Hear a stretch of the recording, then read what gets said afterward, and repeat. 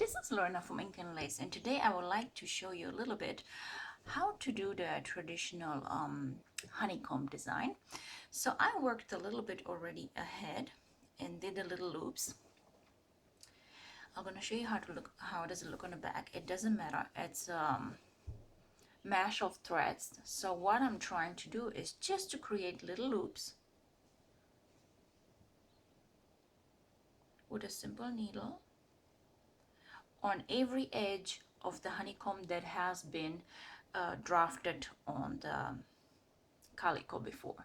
The reason I'm doing this is because if I want to repeat this motif on the same calico, I would cut it off all the time, because traditionally you have to pinch one thread from the calico and sew it through. This is alright if you want to use the pattern one time only, but if you want to use it multiple times like me for the same design or for similar designs, after a few uses the calico will just break off, and all your hard work before creating the pattern and the symbols, it's gonna be gone.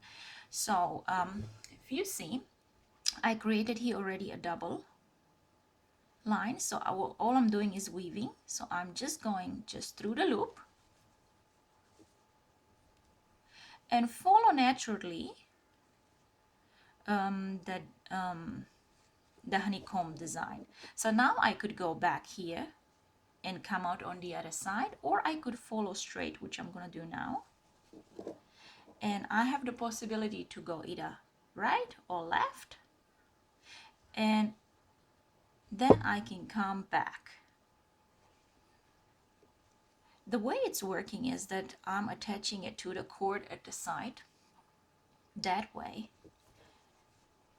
it has a full-on structure. Now I have two possibilities here. Either I'm going straight ahead through the cord, but make sure you don't prick into the calico, or you turn back same way into the cord and go all the way back. If you want a lot of structure into your honeycomb, that means some wrapping should be larger and thicker, then you can have a larger base, which means more than two simple bars to create the weaving. But if you want it simply, you have to make sure that you go evenly with two. So I'm gonna go back into that all the way to the tip.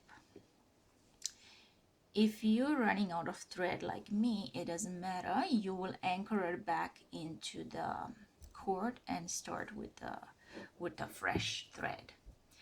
I'm using a simple sewing needles from Sullivan, which is number 22.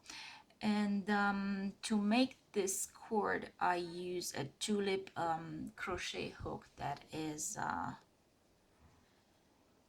0.75, but you can use any other hook that is matching to it, or even a smaller one if you want a finer hook. Don't be afraid to constantly rotate your work. It is very important that it's coming out equally. Okay, we're almost done with this thread. And then once you're done and you created the whole surface, what will happen? You need to start duplicating this by using the basic bars wrapping technique, which I have already done here. I took it off the cord, so it's looking like that.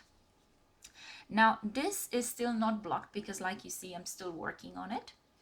But once it's blocked, it will keep his honeycomb position. Thanks for watching, and if you have any questions on the honeycomb, I would like to hear it, and leave a comment below. We teach this technique here live in Brisbane, and we also have kits and the basic books in English available. So thanks for watching, and thank you for subscribing to our channel. La rivedere, vă pup! Mwah!